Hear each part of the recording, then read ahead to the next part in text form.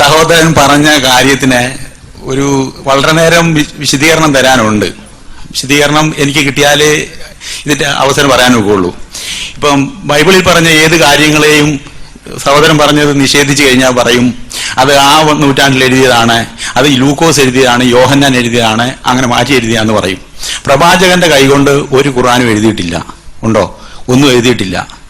നിങ്ങൾ പറയുന്നത് അത് ഇതിലുള്ള വൈരുദ്ധ്യങ്ങളുണ്ടെന്ന് പറയുന്നു. ഇവിടെ ഈ ഓരോ വൈരുദ്ധ്യങ്ങളും എങ്ങനെയാ വരുന്നത് ചോദിച്ചു കഴിഞ്ഞാൽ, യേശു 3 മിനിറ്റ് അല്ല ക്രൂശിൽ തൂങ്ങിക്കിടന്നത്, 3 മണിക്കൂറാണ് തൂങ്ങിക്കിടന്നത്. അദ്ദേഹം ഒത്തിരി കാര്യങ്ങൾ ക്രൂശിലിരുന്ന് പറഞ്ഞിട്ടുണ്ട്. ക്രൂശിലിരുന്ന് പറഞ്ഞതിന്റെ ഓരോരുത്തരും സുവിശേഷം എഴുതി ഓരോ ഉദ്ദേശത്തിലാണ് എഴുതിയത്. ഞാൻ എം അക്ബറിന്റെ സ്പോർട്സ് ലൈഫിനെ കുറിച്ച് എഴുതുന്നു, വേറൊരാൾ MMLF-ന്റെ പൊളിറ്റിക്കൽ ലൈഫിനെ കുറിച്ച് എഴുതുന്നു, വേറൊരാൾ ദാമ്പത്തിക ലൈഫിനെ കുറിച്ച് എഴുതുന്നു. അങ്ങനെ എഴുതുമ്പം അതിന്റെ ഇത് വായിച്ചു കഴിയുമ്പം പലർക്കും അത് വ്യത്യാസമായിട്ട് തോന്നുന്നു. ഇതെങ്ങനെ യോജിക്കുന്നത്? ഓരോരുത്തരും സുവിശേഷം എഴുതിയിരിക്കുന്നത് ഓരോ യേശുവിന്റെ ഓരോ ആംഗിളിനെ അനുസരിച്ചാണ് എഴുതിയിരിക്കുന്നത്. ഇപ്പം യേശുക്രിസ്തു പറഞ്ഞു, ഞാൻ ശുശ്രൂഷിക്കാനല്ല വന്നത്, ശുശ്രൂഷിപ്പിക്കാനല്ല വന്നത്, ശുശ്രൂഷിക്കാനും അനേകങ്ങൾക്ക് വേണ്ടി എൻ്റെ ജീവനെ മറുബലിയായി കൊടുക്കാനാണെന്ന് പറയുന്നുണ്ട് അവിടെ. അപ്പോൾ യേശുവിന് തന്നെ അറിയാം ഞാൻ ക്രൂശിക്കപ്പെടുമെന്നുള്ളത് അറിയാമല്ലോ. അപ്പം ഇതൊക്കെ എന്താണ്? അങ്ങനെയൊന്നും യേശു ദൈവമല്ല. ഇന്ന് എന്തുകൊണ്ടാണ് പിന്നെ ക്രിസ്ത്യാനികൾ ഇന്ന് യേശുവിനെ ദൈവം ആരാധിക്കുന്നത്? അവൻ ഇന്ന് സ്വർഗത്തിൽ ദൈവമാണ്. അതുകൊണ്ടാണ് ഭൂമിയിൽ വന്നത് ദൈവപുത്രനാണ്. ഇനി ഖുർആന്റെ പല അധ്യായങ്ങളും വായിച്ചുകൊണ്ട് 3-ാം അധ്യായം 42, പിന്നെ 4-ാം അധ്യായം 171, അങ്ങനെ പല വാചകങ്ങളും വായിച്ചുകൊണ്ട് യേശു പുത്രനാണോ, യേശു ദൈവപുത്രനാണ്, യേശു ദൈവമാണ് എന്നൊക്കെ തെളിയിക്കുന്ന പല ഭാഗങ്ങളും ബൈബിളിൽ തന്നെ ഉണ്ട്. അപ്പൊ അതൊക്കെ എടുത്ത് അങ്ങോട്ട് ഇട്ട് കഴിഞ്ഞാൽ പറയും അതൊക്കെ അങ്ങനെയാണ്, ഇങ്ങനെയാണ്, അത് ആ നാട്ടിൽ എഴുതിയ ഈ നാട്ടിൽ എഴുതിയെന്നൊക്കെ പറഞ്ഞ് വിശദീകരിക്കാം. ഇനി ഒരു കാര്യം, ഈ ബൈബിളിൽ തന്നെ തുടങ്ങുമ്പോൾ തന്നെ വൈരുദ്ധ്യമാണ്. 1-ാം ദിവസം രാവും പകലും, 4-ാം ദിവസം രാവും പകലും. ഇപ്പൊ അതിനെക്കുറിച്ച് സഹോദരൻ ഒരു ഉത്തരം പറയട്ടെ, അതിന്റെ ഉത്തരം പറയട്ടെ. ഈ ഉത്തരം പറഞ്ഞ ശേഷം എനിക്ക് അതിന് വൈരുദ്ധ്യമായി മറുപടി ഈ കലണ്ടറിൻ്റെ അകത്തുണ്ട്. ആ സ്റ്റേജിൽ നിന്ന് ഇത്രോ ആളുകളെ കാണിക്കുവാൻ എനിക്ക് അവസരം തരുമോ ഇത് എക്സ്പ്ലെയിൻ ചെയ്യുവാൻ? ഈ സഹോദരൻ 10-20 കാസറ്റിൻ്റെ അകത്ത് ഞാൻ കണ്ടിട്ടുണ്ട്. 1-ാം ദിവസം തന്നെ വൈരുദ്ധ്യം, 4-ാം ദിവസം വൈരുദ്ധ്യം, ഈ രാവും പകലും വെളിച്ചത്തിന്റെ. അതിന്റെ വിശദീകരണം ഞാൻ ഇതിൻ്റെ അകത്ത് കലണ്ടർ മുഖേന, ഇവിടെ വിദ്യാഭ്യാസത്തിൽ പള്ളിക്കൂടത്തി പോകാത്തവരും പള്ളിക്കൂടത്തി പോയവരും ഉണ്ട്, ഈ കലണ്ടർ മുഖേന ഞാൻ കാണിച്ചു തരാം. അത് മണ്ടത്തരമല്ല, അതിൻ്റെ അകത്ത് യാതൊരു മണ്ടത്തരവും ഇല്ല എന്ന്. എനിക്ക് അവസരം തരാമെങ്കിൽ അതിന് ഉത്തരം പറഞ്ഞാൽ മതി. അവസരം തരുന്നില്ല എങ്കിൽ ചോദ്യം ഇത് തന്നെയാണ്. അവസരം തരുന്നില്ല എങ്കിൽ ദയവായിട്ട് അതിന് ഉത്തരം പറയണ്ട. എനിക്ക് അവസരം തരാമെന്ന് ഞാൻ വെല്ലുവിളിക്കുകയാണ്. അവസരം തരാമെന്നുണ്ടെങ്കിൽ അത് വൈരുദ്ധ്യമല്ല എന്ന് ഈ കലണ്ടർ മുഖേന ഞാൻ തെളിയിച്ചു തരാം. നിങ്ങൾ ഈ ഇങ്ങനെ ചോദ്യങ്ങളൊക്കെ ചോദിക്കുമ്പോൾ നിങ്ങൾക്ക് മാനസികമായി മനസ്സിൽ ഇതുണ്ടാകില്ല കേട്ടോ, ഞങ്ങളോട് തീർപ്പുണ്ടാകരുത്. ഇതാണ് അവിടെ നിൽക്കുക. പറഞ്ഞുതരാം. ഇയാള് കുറെ കാലമായി തുടർന്ന് വരുന്ന ഒരു നാടകം, അതവിടെ പറയാതിരിക്കാൻ നിർവാഹമില്ല. അതുകൊണ്ടാണ് ഞാനത് പ്രത്യേകിച്ച് എഴുന്നേറ്റുന്നത്. ഇയാളുടെ നാടകത്തിൻ്റെ ലക്ഷ്യം നമ്മൾ പറയുന്നതെല്ലാം അടിസ്ഥാനപരമായി തെറ്റാണ് എന്ന് തെറ്റിദ്ധാരണാജനകമായി സംസാരിക്കുക എന്നുള്ളത് മാത്രമാണ്. ഇയാൾ കുറേ കാലമായി തുടർന്ന് വരുന്ന രീതിയാണ്. മുമ്പ് മായൻകുട്ടി മേത്തർ വന്നപ്പോൾ ഇയാൾ തുടർന്ന രീതിയാണ്. ഇന്നലെയും ഇതേ നാടകം സ്ത്രീ പിന്നെ വിവിധ ദർശനങ്ങൾ എന്ന വിഷയവുമായിട്ട് ബന്ധപ്പെട്ട് ഞാൻ സംസാരിച്ചപ്പോൾ അദ്ദേഹം കളിച്ചു. പക്ഷേ ഇവിടെ അദ്ദേഹം പറഞ്ഞു, ബൈബിളിൽ ഞാൻ പറഞ്ഞ കൊരിന്ത്യർക്കെഴുതിയ ലേഖനം 7-ാം അധ്യായത്തിൽ 1-ാമത്തെ വചനത്തിൽ അങ്ങനെ പറയുന്നില്ല. അദ്ദേഹം ഉപയോഗിക്കുന്ന ബൈബിളാണിത്. ഞാനിപ്പോൾ എടുത്ത് കാണിച്ചു തരാം. ഇതേപോലെ അദ്ദേഹം പറഞ്ഞു, ബൈബിളിൽ യോഹന്നാന്റെ സുവിശേഷത്തിലെ 2-ാം അധ്യായത്തിലെ 1 മുതൽ 11 വരെയുള്ള വചനങ്ങളിൽ യേശു ക്രിസ്തു കാനായിലെ കല്യാണ വിരുന്നിൽ വെച്ച് പച്ചവെള്ളം വീഞ്ഞാക്കിയ കഥയില്ല എന്ന്. ആ കഥയിൽ വീഞ്ഞ് ലഹരി പിടിപ്പിക്കുന്ന വസ്തുവല്ല എന്ന രൂപത്തിലാണ് അദ്ദേഹം സംസാരിച്ചത്. ഈ ബൈബിളിൽ വീഞ്ഞ് ലഹരി പിടിപ്പിക്കുന്ന വസ്തു തന്നെയാണ്. ആ ബൈബിൾ പ്രകാരം ഈ വീഞ്ഞ് ലഹരി പിടിപ്പിക്കുന്ന വസ്തു തന്നെയാണ്. ഇനി സുഹൃത്ത് ഇപ്പോൾ പറഞ്ഞ കാര്യങ്ങളിൽ സുഹൃത്ത് മനസ്സിലാക്കേണ്ട കുറേ കാര്യങ്ങളുണ്ട്. ഒന്നാമതായി, യേശു ക്രിസ്തുവിനെ കുറിച്ച് പറഞ്ഞ കാര്യങ്ങളിലുള്ള വൈരുദ്ധ്യം നിങ്ങൾ പറഞ്ഞത് തന്നെയാണ് ഞാൻ അംഗീകരിക്കുന്നത്. എന്താണ്? യേശുവിനെ കുറിച്ച് ഓരോരുത്തർ അവർക്ക് തോന്നിയത് എഴുതി. ആ തോന്നിയ ലക്ഷ്യത്തിൽ എഴുതിയപ്പോൾ വൈരുദ്ധ്യങ്ങൾ ഉണ്ടായി. സുഹൃത്ത് പറഞ്ഞത് അതന്നെ, ഇവർക്കെല്ലാം ഓരോ തോന്നിയ പോലെ എഴുതിയപ്പോൾ വൈരുദ്ധ്യങ്ങൾ ഉണ്ടായി എന്നുള്ളതാണ് പ്രശ്നം. ഓരോരുത്തരും എൻ്റെ സ്പോർട്സ് ലൈഫ് എഴുതുന്ന ആളും, അതേപോലെ തന്നെ എന്നെക്കുറിച്ച്, എൻ്റെ സാമൂഹ്യ പ്രവർത്തനത്തെക്കുറിച്ച് എഴുതുന്ന ആളും, എൻ്റെ മതപരമായ കാര്യങ്ങളെക്കുറിച്ച് എഴുതുന്ന വ്യക്തിയും ഒരിക്കലും എൻ്റെ പിതാവിൻ്റെ പേര് ഒരാൾ പറയാ, ഒന്ന് വേറൊരാൾ വേറൊന്ന് പറയാ, മറ്റൊരാൾ വേറൊന്ന് പറയാന്നുള്ളത് ഉണ്ടാകില്ല. അവിടെ ഉണ്ടാകുന്നത് എന്താന്ന് വെച്ചാൽ, എൻ്റെ പിതാവ് ഇന്ന തലമുറയിൽ ജനിച്ചയാളാണ് എന്ന് ഞാനൊരു അവകാശവാദം ഉന്നയിക്കുക. എൻ്റെ പിതാവ് മുഹമ്മദ് നബിയുടെ ആ പുത്രപാരമ്പര്യത്തിൽ ഉണ്ടായതാണ്, അല്ലെങ്കിൽ ഏതെങ്കിലും ഒരു പ്രത്യേക പുത്രപാരമ്പര്യത്തിൽ ഉണ്ടായതാണ് എന്ന് ഞാനോ അല്ലെങ്കിൽ മറ്റാരെങ്കിലും ഒരു അവകാശവാദം ഉന്നയിക്കുക. അപ്പൊ എൻ്റെ ചരിത്രകാരൻ, എൻ്റെ സ്പോർട്സ് ലൈഫ് എഴുതിയ ചരിത്രകാരൻ മുഹമ്മദ് നബിയുടെ എന്ന് ഞാൻ പേരിന് വേണ്ടി പറഞ്ഞതാണ്, ഏതെങ്കിലും ഒരു മഹാന്റെ പുത്രപാരമ്പര്യത്തിൽ. അങ്ങനെ പുത്രപാരമ്പര്യത്തിൽ അദ്ദേഹത്തിന്റെ, അപ്പോ ഞാൻ എൻ്റെ ജീവചരിത്രം എഴുതിയ ആൾക്ക് എന്തുണ്ട് ബാധ്യത? എൻ്റെ പുത്രപാരമ്പര്യം, ഞാൻ എൻ്റെ അവകാശവാദം തെളിയിക്കേണ്ട ബാധ്യത ഉണ്ട്. അതിനുവേണ്ടി അയാള് തെളിയിക്കാൻ വേണ്ടി എന്താ എടുക്കണത്? ഈ മഹാന്റെ 2 പുത്രന്മാരുണ്ട്, ആദ്യത്തെ പുത്രന്റെ വംശാവലി എടുത്തിട്ട് അവിടെ എൻ്റെ പേര് ഫിറ്റ് ചെയ്യുക. ഇതേപോലെ തന്നെ രണ്ടാമത്തെ പുത്രന്റെ പുത്രപാരമ്പര്യത്തിൽ വേറൊരാള് എൻ്റെ പേര് ഫിറ്റ് ചെയ്യുക. ഇവിടെ എന്തുകൊണ്ടാണ് സംഭവിക്കുന്നത്? സംഭവിച്ചത് 2 വ്യക്തികളും സ്വതന്ത്രരായി കാര്യങ്ങൾ എഴുതുന്നത് കൊണ്ടാണ്. ഒരു കാര്യം സമർത്ഥിക്കാൻ വേണ്ടി 2 വ്യക്തികളും സ്വതന്ത്രമായി കാര്യങ്ങൾ എഴുതുന്നതുകൊണ്ടാണ്. ഇവിടെ ദൈവം തമ്പുരാൻ പ്രചോദിപ്പിച്ചു എന്ന വാദമാണ് നമ്മൾ വാദമാണ് അടിസ്ഥാനരഹിതമാണെന്ന് പറയുന്നത്. സ്വാഭാവികമായിട്ടും 2 കൂട്ടർ ഒരാളുടെ തന്നെ ജീവചരിത്രം എഴുതുമ്പോൾ വൈരുദ്ധ്യങ്ങൾ ഉണ്ടാകും. സ്വാഭാവികമാണ്, അത് മനുഷ്യന്റെ പരിമിതിയാണത്. അത് മത്തായി എഴുതിയപ്പോണ്ടായി, അതേപോലെ തന്നെ ലൂക്കോസ് എഴുതിയപ്പോണ്ടായി, യോഹന്നാൻ എഴുതിയപ്പോണ്ടായി. ഈ പരിമിതിയില്ലാതെ ഇത് ദൈവികമാണ് എന്ന് വാദിക്കുമ്പോഴാണ് പ്രശ്നമുണ്ടാകുന്നത്. ഇത് ദൈവികമാണ് എന്ന് പറയുമ്പോഴാണ് പ്രശ്നമുണ്ടാകുന്നത്. അതാണ് ഞാനിവിടെ സൂചിപ്പിക്കുന്നത്. ദൈവികമാണ് എന്നുള്ള വാദമാണ് അടിസ്ഥാനരഹിതമായി തീരുന്നത്. പിന്നീടുള്ള പ്രശ്നം ശാസ്ത്രീയമായ പരാമർശങ്ങളാണ്. ഞാൻ എൻ്റെ പ്രഭാഷണത്തിൽ ഇവിടെ പറഞ്ഞ ശാസ്ത്രീയമായ കാര്യങ്ങളുണ്ട്, ബൈബിളുമായി ബന്ധപ്പെട്ടുകൊണ്ട് പറഞ്ഞ കാര്യങ്ങൾ. അതേതെങ്കിലും തെറ്റാണ് എന്ന് വസ്തുനിഷ്ഠമായി തെളിയിക്കാൻ, വെറുതെ കളവള വർത്തമാനം പറഞ്ഞിട്ട് കളയാൻ നമ്മളുടെ അടുത്ത് സമയമല്ല, വസ്തുനിഷ്ഠമായി തെളിയിക്കാൻ സാധ്യമാണോ? മറ്റേ വിഷയത്തിൽ സംവാദത്തിന് നിച്ച് ഓഫ് ട്രൂത്ത് സന്നദ്ധമാണ്. അതിൽ സംവാദത്തിന് സന്നദ്ധരായ ആളുകളെ പങ്കെടുപ്പിക്കുക. ജോസ് വിഷയം അവതരിപ്പിച്ചുകൊണ്ട് സംസാരിക്കാൻ ഏതെങ്കിലും ഒരു ചർച്ചിന്റെ ഉത്തരവാദിത്വത്തോടു കൂടി, ഇവിടെ ബഹ്റൈനിൽ പ്രവർത്തിക്കുന്നതിന് അതിൻ്റെതായ രാജ്യത്തിൻ്റെതായ നിയമങ്ങൾ പാലിക്കുവാൻ നമ്മൾ ബാധ്യസ്ഥരാണ്. ഏതെങ്കിലും ഒരു ചർച്ചിന്റെ ഉത്തരവാദിത്വത്തോടു കൂടി ആ ചർച്ചിന്റെ ഒരു വ്യക്തിയായി നിച്ചിന്റെ പ്രവർത്തകരോട് സംവദിക്കുവാൻ സന്നദ്ധരായ ആരെങ്കിലും ഉണ്ടോ? നിങ്ങൾ വെല്ലുവിളിച്ചല്ലോ, ഞാൻ തിരിച്ചും വെല്ലുവിളിക്കുക. ഈ ബഹ്റൈനിൽ വേണ്ട, കേരള സംസ്ഥാനത്തിൽ എവിടെയെങ്കിലും ഉണ്ടോ താങ്കളും പറഞ്ഞ വ്യക്തികളുടെ ചർച്ചകളുമായിട്ട് ബന്ധപ്പെട്ട? നിങ്ങൾ പറയുന്ന സ്ഥലത്ത് നിങ്ങൾക്ക് ഞങ്ങൾ വണ്ടിക്കൂലി തരാം, നിച്ചിന്റെ പ്രവർത്തകർ തരാം, നിങ്ങൾ പറയുന്ന സ്ഥലത്ത് കൊണ്ടുവിടാം, നിങ്ങൾക്ക് എല്ലാ പ്രതിരോധവും തരാം. സന്നദ്ധരാണോ? സന്നദ്ധരല്ല. പിന്നെ എങ്ങനെ വർത്തമാനം പറയുന്നതിൽ ഒരു അർത്ഥമില്ല, ഒരു അടിസ്ഥാനമില്ല. പിന്നീട് ഇവിടെ സ്റ്റേജിൽ ഈ കലണ്ടർ കൊണ്ട് തെളിയിക്കാന്നാണ്. ആ സംസാരമാണെങ്കിൽ ആ കലണ്ടർ കൊണ്ട് തെളിയിക്കാനുള്ള വെല്ലുവിളി ഇപ്പോൾ നമ്മൾ സ്വീകരിക്കുന്നില്ല. കാരണം ആ കലണ്ടർ കൊണ്ട് തെളിയിക്കാൻ പറ്റുമോ ഇല്ല എന്നുള്ളത് കൊണ്ടല്ല, ആ രൂപത്തിൽ സംവദിക്കുവാനുള്ള സമയം ഇല്ല എന്നുള്ളതുകൊണ്ട് പണ്ഡിതന്മാരെ പങ്കെടുപ്പിക്കുക. അതല്ലെങ്കിൽ നിങ്ങൾക്ക് ഏതെങ്കിലും ഒരു ചർച്ചിന്റെ ഉത്തരവാദിത്വം ഉണ്ടെങ്കിൽ ആ ചർച്ചിന്റെ ഉത്തരവാദിത്വം അതിൽ നിങ്ങളുമായി സംവദിക്കാൻ, നിശ്ചിനെ സംബന്ധിച്ചിടത്തോളം വലിയ ആളോ ഇതാണെന്നൊന്നുമില്ല, നിങ്ങളുമായി സംവദിക്കാൻ സന്നദ്ധരായ ഏത് ചർച്ചിൻ്റെയാണ് നിങ്ങൾ ഉത്തരവാദിത്തമുള്ളത്, ഏത് ചർച്ചിൻ്റെതാണ്, ആ ചർച്ചിന്റെ ഉത്തരവാദിത്വത്തിൽ എടുത്തിട്ട് വരാം. എങ്കിൽ ബഹ്റൈനിൽ വെച്ചോ കേരളത്തിൽ വെച്ചോ എവിടെ വെച്ചോ നിശ്ചിന്റെ പ്രവർത്തകർ നിങ്ങളുമായി സംവദിക്കാൻ തയ്യാറാണ്. പക്ഷെ അതല്ലാതെ വെറുതെ ഈ വെല്ലുവിളി വ്യായാമം വഴി നിശ്ചിന്റെ പ്രവർത്തകന്മാർ പറയുന്നത് മുഴുവനും അടിസ്ഥാനരഹിതമാണ് എന്ന് വരുത്തി തീർക്കുവാൻ വേണ്ടിയുള്ള ഒരു പുതിയ നാടകം കളി കൊണ്ട് ജോസിന് പ്രത്യേകിച്ചൊന്നും നേടാല്ല. നാളെ പരലോകത്ത് ഞാനും നിങ്ങളും ഹാജരാക്കപ്പെടാനുള്ളത്, നമ്മളെല്ലാവരും ആ ബോധ്യം ഉണ്ടാവുക. ജോസിനും എനിക്കും എല്ലാവർക്കും പരലോകത്ത് ഹാജരാക്കപ്പെടാനുള്ളതാണ്. സത്യം എന്ത് എന്ന് പരലോകത്ത് വെച്ച് പടച്ച തമ്പുരാന്റെ കോടതിയിൽ വെച്ച് നമുക്ക് മനസ്സിലാകും, യാതൊരു സംശയമല്ല. അപ്പൊ അതുകൊണ്ട് ഇവിടെ വ്യക്തമാക്കാനുള്ളത്, സുഹൃത്ത് ഇന്നലെ പറഞ്ഞ കാര്യം കൊരിന്ത്യർക്ക് എഴുതിയ 1-ാം ലേഖനത്തിൽ ഞാൻ പറഞ്ഞു, ഇങ്ങനെ നിങ്ങൾ വിവാഹം കഴിക്കാതിരിക്കുകയാണെങ്കിൽ അതാണ് നിങ്ങൾക്ക് നല്ലത് എന്ന്. അതില്ലേ സുഹൃത്ത് വീട്ടിൽ പോയി നോക്കിയല്ലോ. ഉണ്ട്.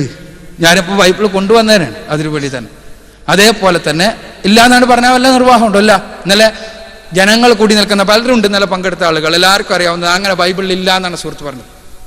ബൈബിളിൽ കൊരിന്ത്യർക്കെഴുതിയ ലേഖനം 7-ാം അധ്യായത്തിൽ 1-ാമത്തെ വചനത്തിൽ അതുണ്ട്. സുഹൃത്ത് ഉപയോഗിക്കുന്ന ബൈബിളും കത്തോലിക്കർ ഉപയോഗിക്കുന്ന ബൈബിളും എൻ്റെ കയ്യിലുണ്ട്. മലയാളത്തിൽ ഇറങ്ങിയ 2 ബൈബിളും.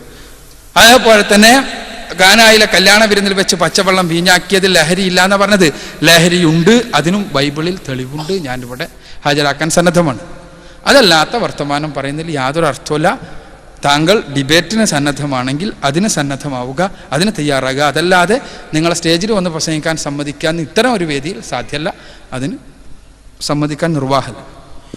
ഞാൻ ഈ കാര്യത്തെക്കുറിച്ച്, ഈ ആളുകളെ വിളിച്ചുള്ള സംവാദത്തെക്കുറിച്ച് പല ആൾക്കാരോടും സംസാരിച്ചപ്പോൾ അവർ പറയുന്നത് ഈ രാജ്യത്തിൻ്റെ ഭരണഘടന അതിന് അനുവദിക്കുന്നില്ല. തന്നെയല്ല, നമ്മൾ പോയി വിമർശനമൊക്കെ നടത്തി കഴിഞ്ഞാൽ മുസ്ലിങ്ങളുടെ ഇടയിൽ നമുക്കൊരു വെറുപ്പ് തോന്നും. അതിൻ്റെ ആവശ്യമില്ല. നമുക്ക് സമാധാനമാണ് ഇഷ്ടം. അവരുടെ 109-ാം അധ്യായം പറയുന്നത് പോലെ നിങ്ങൾക്ക് നിങ്ങളുടെ വിശ്വാസം, ഞങ്ങൾക്ക് ഞങ്ങളുടെ വിശ്വാസം. നീ നിൻ്റെ വഴിക്ക് പോ, ഞാൻ എൻ്റെ വഴിക്ക് പോയിക്കോളാം. അത് തന്നെയാണ് അവരും പറയുന്നത്. ആയുധമെടുത്ത് പോരാടാനും വെറുതെ എന്തിനാ ഈ പൊതുവെ ഞാനിത് കണ്ടിട്ട്, ഈ പരിപാടികളെല്ലാം കണ്ടിട്ട് ആളുകൾ തമ്മിൽ വെറുതെ വെറുപ്പാണ് അങ്ങോട്ടും ഇങ്ങോട്ടും. ഞാനിപ്പോൾ എന്തെങ്കിലും ഇപ്പം ഖുർആനെ കുറിച്ച് പറഞ്ഞു കഴിഞ്ഞാൽ എനിക്ക് സത്യമായിട്ട് അറിയാം. കാരണം ഞാൻ കഴിഞ്ഞ പ്രാവശ്യം മായൻകുട്ടി മാത്രമേ പരിപാടി കഴിഞ്ഞ് ഞാൻ ആളുകൾ ഇടിച്ചു തള്ളി പോകുമ്പോൾ പലരുടെ വായിൽ നിന്നും വന്ന് എന്നെ ചാടിച്ച് നിരപ്പാക്കണമെന്നാണ് പറഞ്ഞത്. അപ്പം എന്നെ അറിയാവുന്ന എൻ്റെ ഒരു ഫ്രണ്ട്, ഞാനൊരു സഹോദരനെ പോലെ ഒരു മാന്യമായി സഹോദരനെ പോലെ കാണുന്ന ഒരു സഹോദരനായിട്ട് തോളി പോവുക. അപ്പോൾ അയാൾക്കറിയാം ഇതാണെന്നുള്ളത്. അയാൾ തോണ്ടുകയാണ് മിണ്ടായിരിക്കടാന്ന് പറഞ്ഞുകൊണ്ട്. ഇതൊക്കെ അതുകൊണ്ട് എന്തുകൊണ്ട് അങ്ങനെയുള്ളവരാരും പോകുന്നില്ല. പിന്നെ നാളെ നിങ്ങൾ വിളിച്ചവരാരും വരുമോ എന്ന് എനിക്കറിയത്തില്ല. ഈ വന്നവർക്കൊന്നും ഈ ബൈബിൾ എന്ന് പറഞ്ഞാൽ കടൽ പോലുള്ളൊരു സബ്ജക്റ്റാണ്. അത് എല്ലാവർക്കും ഒന്നും ഉൾക്കൊള്ളാനൊക്കെ തോന്നില്ല. അത് ബുദ്ധിമുട്ടാണ്, അത് വലിയ ബുദ്ധിമുട്ടാണ്. ഞാൻ വേണമെങ്കിൽ ഇപ്പം യേശു ക്രിസ്തു ഇപ്പം ഇതൊരു രസമുള്ള കാര്യമായി കേൾക്കട്ടെ. ഇത് ഞാനുണ്ടായാലും ഇവിടെ ഒരു ചൂടുണ്ടാവുള്ളൂ. വളരെ സഹോദരൻ ജോസ്, വളരെ ഗൗരവമേറിയ ഒരു ദർശന ചർച്ചയാണ്. ഞാൻ പറയാം, അനാവശ്യമായി വൈകിയ ഈ സമയം ഉപയോഗപ്പെടുത്താനുള്ള വിഷയത്തിലേക്ക് ബൈബിളില് യേശു ക്രിസ്തു വീഞ്ഞുണ്ടാക്കി അത് ലഹരി ഉള്ളതാണെന്ന് വളരെ വ്യക്തമായിട്ട് എഴുതി വെച്ചിട്ടുണ്ട്. ഞാൻ ഇവിടെയുള്ള പല പണ്ഡിതന്മാരെന്ന് പറയണ്ട, ഇവിടെയുള്ള പല ബൈബിൾ ഉപദേശിമാരോടും ഒക്കെ പലരോടും ചോദിച്ചിട്ട് അവർ പറഞ്ഞു അത് വീഞ്ഞല്ല, അത് ലഹരിയല്ല, അത് വേറെ ഇതൊക്കെ ആണെന്നൊക്കെയാണ് പറയുന്നത്. പക്ഷെ ഞാൻ അവർക്ക് പറഞ്ഞു കൊടുക്കുന്നതെന്ന് വെച്ചാൽ ഒന്നാന്തരം വീഞ്ഞാന്നാ, ഒന്നാന്തരം പട്ടച്ചാരായമാന്നാ. എന്തുകൊണ്ടാണ് ഈ പട്ടച്ചാരായം എന്ന് പറയുന്നത്? അതിന് ഒരു പശ്ചാത്തലമുണ്ട്. എം മക്ബറിന്റെ കാസറ്റ് തന്നെ ഞാൻ പലതും കേട്ടപ്പോഴും പുള്ളി പറയുന്നത് ഖുർആന്റെ ഓരോ ആയത്തുകൾ എടുക്കുമ്പോൾ പശ്ചാത്തലം നോക്കണം എന്ന് പറഞ്ഞ പോലെ പൗലൂസ് പറയുന്നു വിവാഹം. എനിക്ക് ഇച്ചിരി സമയം താ, ഞാൻ ഒരു ആളുകൾ സമയം തരണമെങ്കിൽ അതിന് മറ്റു രീതിയിലുള്ള പരിപാടികളുണ്ട്. ഇത് ചോദ്യോത്തര സന്ദർഭമാണ്. താങ്കൾക്ക് ചോദ്യങ്ങളോ വിമർശനങ്ങളോ ഉന്നയിക്കാം, വിശദീകരിക്കും. ചോദിക്കുന്ന മുമ്പ് പറയാൻ ഞാൻ പറയാം, ഒരു 5 മിനിറ്റ് തായല്ല. ഇത്രയും പേര് എല്ലാവരും ഇവിടെ ഇരുന്നില്ലയോ? ഇപ്പൊ ആരും പെട്ടെന്ന് ചത്തു പോകുന്നവരൊന്നും ഇവിടെ ഒന്നും ഇല്ല. സംഘാടകരുടെ നിർദ്ദേശം പാലിക്കാൻ ജോസ് ബാധ്യസ്ഥനാണ്. 3 മിനിറ്റ് തരിക. ഇപ്പം പൗലൂസ് പറയുന്നു 3 മിനിറ്റ് കൃത്യം അനുവദിക്കുന്നു. 3 മിനിറ്റ്. പൗലൂസ് പറയുന്നു കല്യാണം കഴിക്കണ്ട എന്ന് പറഞ്ഞ ഒരു അവസ്ഥയിൽ പറയുന്നതാണ്. പുള്ളി തന്നെ പറയുന്നു വിവാഹം എല്ലാവർക്കും മാന്യവും കിടക്ക നിർമ്മലവുമായിരിക്കട്ടെ. അതൊക്കെ ഒത്തിരി പൗലൂസ് തന്നെ വേറെ പറയുന്നുണ്ട്. ഒത്തിരി കാര്യങ്ങളൊക്കെ കന്യകമാരെ കുറിച്ചും അല്ലാത്തവരെ കുറിച്ചും സ്ത്രീകളെ കുറിച്ചും ഭർത്താവിനെ കുറിച്ചും ഭാര്യ. അത് പോട്ടെ, ഈ യേശുക്രിസ്തു എന്തുകൊണ്ടാണ് വീഞ്ഞുണ്ടാക്കിയെന്ന് അറിയാവോ? അത് വേണം അത് മാത്രം എനിക്ക് സമയം തന്നാൽ മതി. യേശുക്രിസ്തു ഒന്നാന്തരം പട്ടച്ചാരായം തന്നെ ഉണ്ടാക്കിയത്. കാരണം വെച്ച് കഴിഞ്ഞാൽ യഹൂദന്മാരെ വിഗ്രഹാരാധനയോട് നീങ്ങിയപ്പം കാനാവെന്ന പറയുന്ന പ്രദേശത്തിലെ യഹൂദന്മാരെ എന്ത് ചെയ്തു? ഈ വീഞ്ഞുണ്ടാക്കുന്ന ഈ വിഗ്രഹങ്ങളുടെ അടുത്ത് ചെന്നിട്ട് അവരുടെ വീട്ടിലെ വീഞ്ഞ് തീരുമ്പോഴത്തേക്കിന് അവരെന്ത് ചെയ്യും?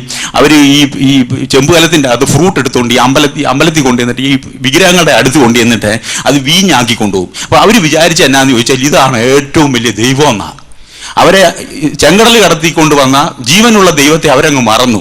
ഈ വീഞ്ഞുണ്ടാക്കി തരുന്ന ദൈവമാണ് ഏറ്റവും വലിയ ദൈവം എന്നാണ് ആ കാലത്തുള്ള കാനാവിലുള്ള യഹൂദന്മാർ മനസ്സിലാക്കിയത്. അപ്പോൾ എന്ത് യേശുക്രിസ്തു അവിടെ ചെന്ന് പുള്ളി നല്ല വീഞ്ഞൊക്കെ ഉണ്ടാക്കി കൊടുത്തു. ഇത് കുടിച്ചു കഴിഞ്ഞപ്പോഴത്തേക്കിന് അത്രയും പറഞ്ഞപ്പോൾ യോഹന്നാൻ അവിടെ അങ്ങ് പരിപാടി നിർത്തുക. ഇത് കുടിച്ചു കഴിഞ്ഞപ്പോഴത്തേക്കിന് ഈ ആളുകൾ ചോദിച്ചു ഇത് എവിടെ നിന്നാടാ നിനക്ക് ഈ ശിവാസൃകാൾ കിട്ടിയെന്ന് യേശുവിനോട് ചോദിച്ചു. അപ്പോൾ യേശു പറഞ്ഞു ഇത് നിങ്ങൾ വിചാരിക്കുന്ന ദൈവമല്ല, ഇതിലും വലിയൊരു ദൈവം ഉണ്ടെന്ന് പറഞ്ഞുകൊണ്ട് യേശു പ്രബോധനം നടത്തി. ഒത്തിരി യഹൂദന്മാരെ എന്ത് ചെയ്തു? ഈ ജീവനുള്ള ദൈവത്തിൻ്റെ അടുത്തോട്ട് യേശുക്രിസ്തു പ്രേരിപ്പിച്ചു. അത്രയുള്ള എനിക്ക് പറയാനുണ്ട്. ഇനി ഒത്തിരി പറയാനുണ്ട് സംഭവങ്ങൾ, അതിനൊക്കെ ഓരോ പശ്ചാത്തലങ്ങളുണ്ട്. ഞാനൊരു പണ്ഡിതനോ ഒരു പ്രസംഗികനൊന്നും അല്ല. നല്ല പ്രസംഗനായിരുന്നു, നല്ല രീതിയിൽ ഇങ്ങനെ സംസാരിച്ചേനെ. ഒന്നുമില്ല, ദയവായിട്ട് ക്ഷമിക്കണം. സുഹൃത്ത് ജോസ് സത്യം മനസ്സിലാക്കുവാൻ സന്നദ്ധമാകണം എന്ന് മാത്രമാണ് മറ്റു സുഹൃത്തുക്കളോട് പറയാനുള്ളത് പോലെ എനിക്ക് പറയാനുള്ളത്. എന്താണെന്ന് വെച്ചാൽ സുഹൃത്ത് അദ്ദേഹത്തിൻ്റെതായ കുറേ ആശയങ്ങൾ അതിങ്ങനെ പറയാനും വേണ്ടി ശ്രമിക്കുന്നു. അദ്ദേഹത്തിന് എവിടെ നിന്ന് കിട്ടി യാതൊരു സോഴ്സുമില്ല. യേശു ക്രിസ്തു കാനായിലെ കല്യാണ വിരുന്നിലേക്ക് വരുന്നു. ആ കാനായിലെ കല്യാണ വിരുന്നിൽ വെച്ച് പച്ചവെള്ളം വീഞ്ഞാക്കി മാറ്റുന്നു. സുഹൃത്ത് പറഞ്ഞ പോലെ പട്ടച്ചാരായമാക്കുന്നു. എന്താ കാരണം? സുഹൃത്തിൻ്റെ വീക്ഷണത്തിൽ യഹൂദന്മാർ അന്ന് വിഗ്രഹങ്ങളുടെ മുന്നിൽ കൊണ്ടുപോയി വെച്ച് ആ വീഞ്ഞാക്കി മാറ്റുമായിരുന്നു. അപ്പോൾ ദൈവികമായ വിഗ്രഹങ്ങളുടെ കഴിവാണെന്ന് വിചാരിച്ചു. ആ കഴിവ് വിഗ്രഹങ്ങളുടേതല്ല എന്ന് വരുത്താൻ വേണ്ടി യേശു തന്നെ ആ അധർമ്മം പ്രവർത്തിച്ചു എന്നാണ്. ഇതൊരു അധർമ്മമാണ് എന്ന് അംഗീകരിക്കുന്നുവെങ്കിൽ ഇവിടെ അടിസ്ഥാനപരമായ പ്രശ്നം അതാണ്. യേശു ക്രിസ്തു ഇന്ത്യയിലേക്ക് വരാഞ്ഞാൽ മതിയായിരുന്നു എന്നാണ് എനിക്ക് തോന്നുന്നത്. കാരണം എന്താണെന്ന് വെച്ചാൽ ഇന്ത്യയിലെ പല ദൈവങ്ങളുടെയും ഭയങ്കരമായ അവരുടെ ആ കഴിവായി വാഴ്ത്തുന്നത് അവർക്ക് ഒരുപാട് സ്ത്രീകളുമായി ബന്ധപ്പെടാനുള്ള കഴിവുണ്ട് എന്നുള്ളതാണ്. യേശു ക്രിസ്തു സുഹൃത്തിന്റെ വീക്ഷണത്തിന് ഇന്ത്യയിലേക്ക് നിയോഗിക്കപ്പെട്ടിരുന്നുവെങ്കിൽ താൻ അതിനേക്കാൾ വലിയ ദിവ്യനാണ് എന്ന് തെളിയിക്കാൻ വേണ്ടി ചിലപ്പോൾ, ഞാൻ പറയുന്നില്ല യേശുവിനെ കുറിച്ച് നഊദുബില്ല, എനിക്ക് പറയാൻ സാധ്യമല്ല. സുഹൃത്തെ, ഒരു പ്രവാചകൻ, ഒരു ദൈവദൂതൻ ഒരിക്കലും ധർമ്മത്തിന്റെ മാർഗത്തിൽ നിന്ന് തെറ്റിപ്പോകൂല. അത് അത്ഭുതം കാണിക്കാനാണെങ്കിലും അത്ഭുതം കാണിക്കാനല്ലെങ്കിലും. യേശു ക്രിസ്തു അത്ഭുതം കാണിക്കാൻ വേണ്ടി ഒരു അധർമ്മം പ്രവർത്തിച്ചു എന്നാണോ? മദ്യം തെറ്റാണെങ്കിൽ, സുഹൃത്ത് ഇന്നലെ പറഞ്ഞല്ലോ, സുഹൃത്തിന് ബൈബിൾ മനസ്സിലേക്ക് വന്നതോടുകൂടി മദ്യത്തിൽ നിന്ന് സുഹൃത്ത് രക്ഷപ്പെട്ടു എന്ന്. അപ്പോൾ മദ്യം തെറ്റാണ്, പാപമാണെന്ന് സുഹൃത്ത് അംഗീകരിക്കുന്നു. മദ്യം പാപമാണെങ്കിൽ ആ പാപം ഒരു അത്ഭുതത്തിന് വേണ്ടി, മറ്റുള്ളവരെക്കാൾ അത്ഭുതം ചെയ്യുന്ന വരുത്താൻ വേണ്ടി, വിഗ്രഹാരാധന തെറ്റാണെന്ന് സ്ഥാപിക്കാൻ വേണ്ടി ആ ഒരു പാപം ഒരിക്കലും യേശു ക്രിസ്തു ചെയ്യൂല. യേശു ചെയ്യാൻ സാധ്യതയില്ല. യേശു വെങ്ങാനും ചെയ്തിരുന്നുവെങ്കിൽ നമുക്ക് ബൈബിളിലെ സംഹിത സുവിശേഷങ്ങൾ, 3 സുവിശേഷങ്ങൾ നമ്മൾ മനസ്സിലാക്കണത്. സംഹിത സുവിശേഷങ്ങൾ ആദ്യമായി എഴുതിയ മർക്കോസിന്റെ സുവിശേഷം അറിഞ്ഞിട്ടില്ല ഈ അത്ഭുതം, യേശു ചെയ്ത ആദ്യത്തെ അത്ഭുതം. രണ്ടാമതായി എഴുതപ്പെട്ട മത്തായിയുടെ സുവിശേഷം അറിഞ്ഞിട്ടില്ല യേശു ചെയ്ത ഈ അത്ഭുതം. മൂന്നാമതായി എഴുതപ്പെട്ട ലൂക്കോസിന്റെ സുവിശേഷം, അതും യേശു ചെയ്ത ഈ അത്ഭുതം അറിഞ്ഞിട്ടില്ല. പിന്നെയോ യോഹന്നാന്റെ സുവിശേഷം, യേശുവിന് ശേഷം 80 കൊല്ലങ്ങളെങ്കിലും കഴിഞ്ഞ് എഴുതപ്പെട്ട യോഹന്നാന്റെ സുവിശേഷം. ആ യോഹന്നാന്റെ സുവിശേഷമായപ്പോഴേക്ക് ക്രൈസ്തവ സമൂഹത്തിൽ മദ്യം അനുവദനീയമാക്കുവാൻ വേണ്ടിയുള്ള പരിശ്രമങ്ങൾ ആരംഭിച്ചു കഴിഞ്ഞിരുന്നു. ഗ്രീക്ക് റോമൻ നാഗരികതകളുമായി ബന്ധപ്പെട്ടതിന്റെ പേരിൽ പൗലോസിന്റെ സ്വാധീനത്തിന്റെ അടിസ്ഥാനത്തിൽ തന്നെ ഈ തിന്മകൾ ക്രൈസ്തവ സമൂഹത്തിലേക്ക്, ക്രിസ്തുവിന്റെ സമൂഹത്തിലേക്ക് കടന്നു വരാൻ ആരംഭിച്ചിരുന്നു. ആ കടന്നുവരലിന്റെ ഭാഗമാണ് യേശുവിൽ തന്നെ മദ്യം നിർമ്മിക്കുക എന്ന പ്രവർത്തനം ആരോപിച്ച് അത്ഭുതമുണ്ടാക്കിയതിന്റെ കാരണം. അതല്ലാതെ യേശു ക്രിസ്തു വിഗ്രഹാരാധന തെറ്റാണെന്ന് സ്ഥാപിക്കാൻ വേണ്ടിയുള്ള അത്ഭുതമല്ല. അങ്ങനെയാണെങ്കിൽ വിഗ്രഹത്തിന്റെ മുന്നിൽ വെച്ചുകൊണ്ട് ചെയ്യുന്നത് എന്ന് പറയുന്ന എല്ലാ തിന്മകളും, ആ തിന്മകൾ അതേപോലെ അതിനേക്കാൾ ഉഷാറാക്കി പ്രവർത്തിച്ചിട്ട് പ്രവാചകന്മാർ കാണിച്ചു കൊടുത്തു എന്നോ ദൈവദൂതന്മാർ കാണിച്ചു കൊടുത്തു എന്നോ പറയേണ്ടി വരും. അങ്ങനെ സംഭവിച്ചിട്ടില്ല. മറിച്ച് എന്താ ചെയ്തത്? ദൈവദൂതന്മാർ നന്മയിൽ അധിഷ്ഠിതമായ അത്ഭുതങ്ങൾ കാണിച്ചിട്ടുണ്ട്. ആ അത്ഭുതങ്ങൾ കാണിച്ചു, അങ്ങനെ ജനങ്ങളെ സത്യമാർഗത്തിലൂടെ നയിച്ചു. അതല്ലാതെ അധർമ്മം ചെയ്തിട്ടല്ല, അധർമ്മത്തിൽ അധിഷ്ഠിതമായ അത്ഭുതങ്ങൾ കാണിച്ചിട്ടല്ല. ഇതാണ് ഓരോ രംഗത്തും നമുക്ക് കാണാൻ കഴിയുക. പിന്നെ ബൈബിളിലായിരുന്നാലും ഖുർആനിലായിരുന്നാലും എന്തിനും പശ്ചാത്തലം ഉണ്ടാവും, സംശയമൊന്നുമില്ല. പശ്ചാത്തലത്തിന്റെ അടിസ്ഥാനത്തിൽ തന്നെയാണ് മനസ്സിലാക്കേണ്ടത്.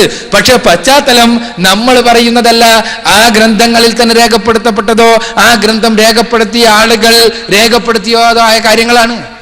നമ്മൾക്ക് തോന്നിയ ഒരു പശ്ചാത്തലത്തിലേക്ക് ഓരോന്നിനെയും കൊണ്ടുപോകല്ല ചെയ്യുന്നത്.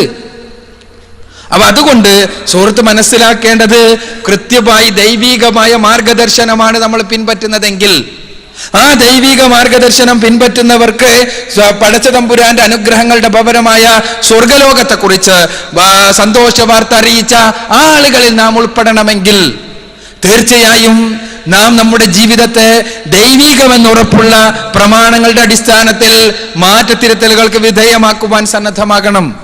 വിനീതമായി എനിക്ക് എൻ്റെ സുഹൃത്തിനോട് പറയാനുള്ളത് പഠനത്തിന് വിധേയമാക്കണം എന്നാണ്. ഖുർആനിലെ 3-ാം അധ്യായത്തിലെ 42-ാമത്തെ വചനത്തിന്റെ അടിസ്ഥാനത്തിലും 4-ാം അധ്യായത്തിലെ 171-ാമത്തെ വചനത്തിന്റെ അടിസ്ഥാനത്തിലും സുഹൃത്ത് പറഞ്ഞത് യേശു ദൈവമാണ് എന്ന്, ദൈവപുത്രനാണ് എന്ന് സ്ഥാപിക്കാൻ കഴിയുന്നതാണ്. അവിടെയാണ് സുഹൃത്തിന് തെറ്റുപറ്റുന്നത്. ഖുർആനിനെ സക്കരിയ പുത്രൂസ് എഴുതിയ God is one in Holy Trinity എന്ന പുസ്തകത്തിലൂടെ അല്ല പഠിക്കേണ്ടത്. ഖുർആനിനെ റവറന്റ് അലവി എഴുതിയ ദൈവത്തിന് പുത്രനോ എന്ന പുസ്തകത്തിലൂടെയുമല്ല പഠിക്കേണ്ടത്. ഖുർആനിലെ 3-ാം അധ്യായത്തിലെ 42-ാമത്തെ വചനത്തിൽ എവിടെയും യേശു ദൈവപുത്രനാണ് എന്നോ ദൈവത്തിന്റെ അംശമുള്ളവനാണ് എന്നോ ഉള്ള പരാമർശം കാണാൻ സാധ്യമല്ല തന്നെ. യേശുവിന്റെ ദൈവത്വത്തെ നിഷേധിക്കുന്ന വചനങ്ങളാണ് ആ വചനങ്ങളിൽ മുഴുവനും. അതേപോലെ തന്നെ 4-ാം അധ്യായം സൂറത്ത് നിസായിലെ 171-ാമത്തെ വചനത്തിലും വിശദീകരിക്കുവാൻ സമയം അനുവദിക്കുന്നില്ല. സൂറത്ത് നിസായിലെ 171-ാമത്തെ വചനം സുഹൃത്ത് പറഞ്ഞ വചനം ഉണ്ടല്ലോ, തുടങ്ങുന്നത് തന്നെ എങ്ങനെയാണെന്നറിയാമോ? യാ അഹ്ലൽ കിതാബ് ലാ തഅലു ഫീ ദീനകും വലാ തഖൂലു അലല്ലാഹി ഇല്ലൽ ഹഖ് ഇന്നമൽ മസീഹു ഈസ ഇബ്നു മറിയമ റസൂലുള്ളാഹി വകലിമതുഹു അൽഖാഹു ഇലാ മറിയം വറൂഹും മിൻഹു വലാ തഖൂലു സലാസ എന്ന് പറഞ്ഞുകൊണ്ടാണ്. എന്താണ്? വളരെ വിശദമായ വചനമാണ്. എന്ത് വേദക്കാരെ, നിങ്ങൾ മതത്തിന്റെ വിഷയത്തിൽ അതിരുകവിയരുത് എന്ന് പറഞ്ഞുകൊണ്ടാണ് തുടങ്ങുന്നത്. എന്നിട്ട് മതത്തിന്റെ വിഷയത്തിൽ നിങ്ങൾ അതിര് കവിയരുത്.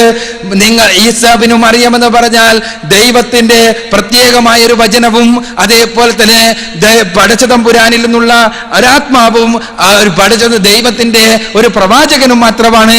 മറിച്ച് അദ്ദേഹം ദൈവമല്ല, അദ്ദേഹം ട്രിനിറ്റി എന്ന് നിങ്ങൾ പറയരുത് എന്നാണ്. ട്രിനിറ്റി വലാ തഖൂലു സലാസ ഇൻതഹു ഖൈറൻ ലക്കും, നിങ്ങൾ ഒരിക്കലും ട്രിനിറ്റി എന്ന് പറയരുത്, നിങ്ങൾ അതിൽ നിന്ന് വിരമിക്കുന്നതാണ് നിങ്ങൾക്ക് ഉത്തമം എന്ന് പറയുന്ന പരിശുദ്ധ ഖുർആനെ സുഹൃത്ത് വായിച്ച God is one in Holy Trinity എന്ന പുസ്തകത്തിൽ ത്രിത്വത്തിനുള്ള ഖുർആനിൽ നിന്നുള്ള തെളിവായിട്ടാണ് എടുത്തു കൊടുത്തിട്ടുള്ളത്. ത്രിത്വത്തിന് എതിരിൽ ഖുർആൻ പറയുന്ന ആകെ 2 വചനങ്ങളുള്ളൂ. അത് 4-ാം അധ്യായം സൂറത്ത് നിസായിലെ 171-ാമത്തെ വചനവും 5-ാമത്തെ അധ്യായം സൂറത്തുൽ മാഇദയിലെ 73-ാമത്തെ വചനവുമാണ്. ഇതിൽ ത്രിത്വത്തിനെതിരെ പരിശുദ്ധ ഖുർആൻ പറയുന്ന വചനം, ഖുർആൻ ത്രിത്വത്തെ വിമർശിക്കുന്ന വചനം, ത്രിത്വത്തിനുള്ള ഖുർആനിന്റെ സാക്ഷ്യം എന്ന സബ് ഹെഡിങ്ങിന്റെ കീഴെ അറബി മൂലത്തോടു കൂടി കൊടുക്കാൻ മതപ്രബോധനം എന്നാൽ ചതിയും വഞ്ചനയും സന്ദർഭത്തിൽ നടത്തിയെടുത്തുകൊണ്ടുള്ള തെറ്റായ വ്യാഖ്യാനങ്ങളും നൽകുക വഴി ആളുകളെ തെറ്റിദ്ധരിപ്പിച്ചുകൊണ്ട് നടത്തേണ്ടതാണ് എന്ന് വിചാരിക്കുന്നവർക്കല്ലാതെ മറ്റാർക്കാണ് കഴിയുക? ഇവിടെ ഉദ്ധരിച്ച ബൈബിളിലെ ഉദ്ധരണികളിൽ ഏതെങ്കിലും ബൈബിളിലില്ല എന്നോ ആ ഉദ്ധരണിക്ക് അർത്ഥമില്ല എന്നോ തെളിയിക്കുവാൻ സന്നദ്ധമാണെങ്കിൽ ആ ഉദ്ധരണി ഉപയോഗിക്കുന്നത് നിർത്താൻ ഞാൻ സന്നദ്ധനാണ് എന്നറിയിക്കുകയാണ്. സാധ്യമല്ല, വെല്ലുവിളിക്കുകയാണ്. ഞാൻ ഉദ്ധരിക്കുന്ന ഏതെങ്കിലും ഒരു ഉദ്ധരണിക്ക് ആ അർത്ഥമല്ലയുള്ളത് എന്ന് സ്ഥാപിക്കാൻ, വസ്തുനിഷ്ഠമായി സ്ഥാപിക്കാൻ ഒരാൾക്കും സാധ്യമല്ല. പിന്നെ വെറുതെ അതങ്ങനെയല്ല, അത് ഇവിടെ നിന്നുള്ളതല്ല, അത് അവിടെ നിർത്തതല്ല, അതിന് ആ സന്ദർഭമല്ല എന്നൊന്നും പറയുന്നതിൽ ഒരു അർത്ഥമില്ല. അപ്പോൾ ഞാൻ സൂചിപ്പിക്കുന്നത് യഥാർത്ഥത്തിൽ പരിശുദ്ധ ഖുർആൻ പറയുന്നത് എന്താണ് എന്ന് പഠിക്കാൻ സുഹൃത്ത് സന്നദ്ധമാകണമെന്നാണ്. ഖുർആൻ ഒന്ന് വായിച്ചു നോക്കുക, പഠിക്കുക, മനസ്സിലാക്കിയിട്ട് വിമർശിക്കുക. വിമർശിക്കുന്നതിൽ യാതൊരു എതിർപ്പില്ല. സുഹൃത്ത് പറഞ്ഞതുപോലെ വിമർശിച്ചാൽ മുസ്ലിങ്ങൾക്ക് ആ രൂപത്തിലുള്ള വെറുപ്പില്ല. വെറുപ്പ് എന്ന് പറയുന്നത് സുഹൃത്തിന്റെ ഇസ്ലാമിനെയും മുസ്ലിങ്ങളെയും ഈ പ്രോഗ്രാമിനെയും എല്ലാം കാണുന്ന ആ സുഹൃത്തിന്റെ അവതരണത്തിന്റെ രീതിയോട് സ്വാഭാവികമായിട്ടും ആർക്കും വെറുപ്പ് തോന്നിപ്പോകും. അവരെ കുറ്റം പറഞ്ഞിട്ട് കാര്യമില്ല. കാരണം വസ്തുനിഷ്ഠമായി ദാർശനികമായ ഒരു ചർച്ച നടക്കുന്ന സമയത്ത് സുഹൃത്ത് നീറ്റ് നിന്നിട്ട് യാതൊരു തലും വാലുമില്ലാതെ അത് തെറ്റ്, ഇത് തെറ്റ്, എല്ലാം തെറ്റ്, ഉദ്ധരിക്കണത് തെറ്റ്, മറ്റേ തെറ്റ്, എന്നാൽ ഉദ്ധരിക്കണത് ശരി എടുത്ത് പറയുമ്പോൾ അതിനൊക്കെ എതിരൊന്നും പറയാനുമില്ല. പിന്നെ എന്തർത്ഥമുള്ള വർത്താനത്? ആളുകൾക്ക് തെറ്റിദ്ധരിക്കൂലേ? ആളുകൾ സ്വാഭാവികമായും വെറുപ്പ് തോന്നും. അവരെ കുറ്റം പറഞ്ഞിട്ട് കാര്യമില്ല. അതിന് സുഹൃത്ത് ചെയ്യേണ്ടത് കേരളത്തിൽ ഇവിടെ നിയമമെല്ലാം ഇങ്ങനെയാണ്, അങ്ങനെയാണ്, ഇങ്ങനെയാണെന്നെല്ലാം പറയാം. പക്ഷേ ആ നിയമം എല്ലാം ഉണ്ടായിട്ട് നിയമപരമായി അംഗീകരിക്കപ്പെട്ട ഒരു സംഘടനയുടെ പേരിലാണ് നമ്മൾ ഇവിടുത്തെ പ്രവർത്തകർ ക്ഷണിച്ചതും പങ്കെടുക്കാൻ വേണ്ടി പറഞ്ഞതല്ലോ. വേണ്ട, നിയമമില്ലാത്ത സുഹൃത്ത് ഇവിടെ പ്രചരിപ്പിച്ചുകൊണ്ട് നടക്കുന്ന കാസറ്റുകളുടെ പുസ്തകത്തിൻ്റെ കർത്താക്കളുണ്ടല്ലോ, തിരുവട്ടാർ കൃഷ്ണൻകുട്ടിയും അതേപോലെ തന്നെ സുഹൃത്ത് നില പറഞ്ഞ ഡോക്ടർ ജോൺസൺ ഫിലിപ്പെല്ലാം ഒരു പൊതുവേദിയിൽ വെച്ച് ആളുകൾ വിഷയം അവതരിപ്പിക്കട്ടെ, അവർ വിഷയം അവതരിപ്പിക്കട്ടെ, ജനങ്ങൾ ഓഡിയൻസ് അവരാണ് കാര്യം തീരുമാനിക്കേണ്ടത്. അവർ ചോദ്യം ചോദിക്കട്ടെ, ആ ചോദ്യത്തിന് രണ്ടു കൂട്ടരും മറുപടി പറയട്ടെ. ആ രൂപത്തിലുള്ളൊരു സംവാദത്തിന് അവരോട് സന്നദ്ധമാകാൻ പറയാം. എന്നിട്ട് നമുക്ക് എല്ലാവർക്കും കാസറ്റുകൾ കാണാമല്ലോ. ഇവിടെ ആരും ആരുടെ മേലും ആശയങ്ങൾ അടിച്ചേൽപ്പിക്കുന്നില്ല. നമുക്ക് ആർക്കുമുള്ള കഴിവുകളിൽ നമുക്ക് വിശ്വാസമല്ല. പക്ഷേ പരിശുദ്ധ ഖുർആനിന്റെ കഴിവിൽ നമുക്ക് വിശ്വാസമുണ്ട്.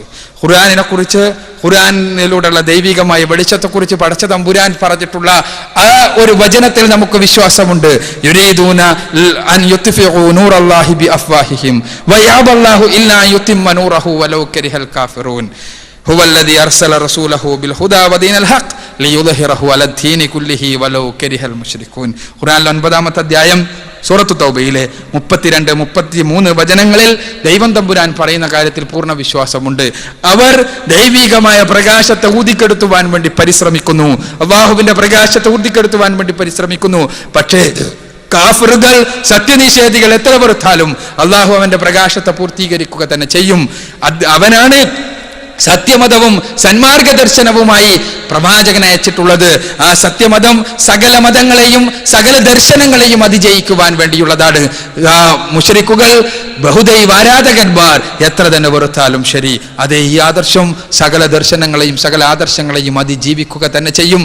അതാരുടെയെങ്കിലും വ്യക്തിപരമായ കഴിവ് കൊണ്ടോ വ്യക്തിപരമായ അല്ലെങ്കിൽ ഏതെങ്കിലും കൂട്ടായ്മകളുടെ പ്രവർത്തനം കൊണ്ടോ അല്ല, ഈ ആദർശത്തിന്റെ ഔജ്ജല്യം കൊണ്ടാണ്. ആ ആദർശത്തിന്റെ ദൈവികമായ പ്രകാശത്തിന്റെ മുന്നിൽ സകല മനുഷ്യ നിർമ്മിതമായ ദർശനങ്ങളും മതങ്ങളും കരിഞ്ഞു പോവുക തന്നെ ചെയ്യും. ആദർശപരമായ പ്രകാശത്തിന് മുന്നിൽ അതിനു മുന്നിൽ കരിമ്പടം പുകതച്ചുകൊണ്ട് നിൽക്കുന്നവരുടെ കരിമ്പടത്തെ പോലും കരിച്ചു കളയുന്നതാണ് ഈ ദൈവിക പ്രകാശം. അത് മനസ്സിലാക്കുവാൻ സുഹൃത്ത് ഖുർആൻ ഒന്ന് വാടിച്ചാൽ മനസ്സിലാകും എന്ന് മാത്രം